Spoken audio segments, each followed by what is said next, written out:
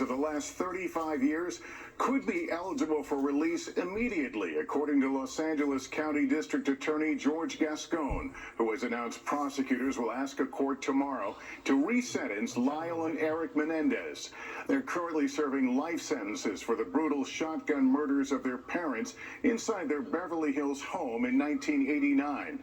The case captivated the country at the time and has been thrust back into the headlines by recent documentaries and calls for their release by family and celebrity supporters. At the crux of those calls, the brothers claim that their father had sexually abused them and that the killings were an act of self-defense. The DA saying tonight they have paid their dues. Senior legal correspondent Laura Jarrett has more. After serving more than 3 decades behind bars, tonight the Menendez brothers may soon be on the verge of release. I believe that they have paid their debt to society. Los Angeles County District Attorney George Gascon announcing today his office will support a resentencing of Eric and Lyle Menendez, convicted of murdering their parents in the Beverly Hills mansion, a case that captured the nation's attention, one of the first to be televised. We're going to recommend to the court that the life without the possibility of parole be removed and that they will be sentenced for murder.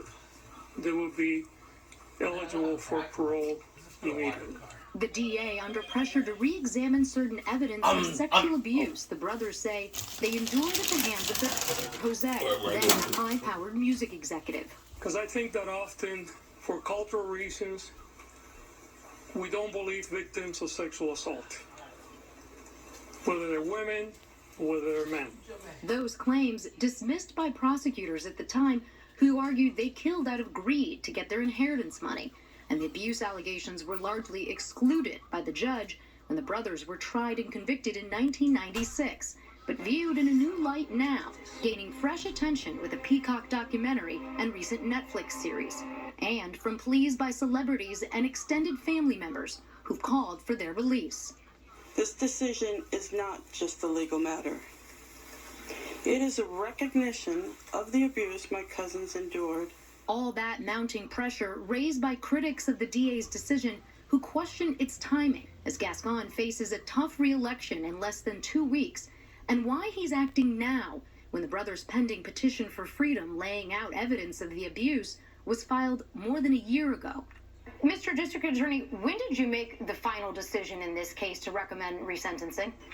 The final decision was made today. I have been reviewing arguments within my office, both in support and against it, and I came to my final conclusion a few hours ago.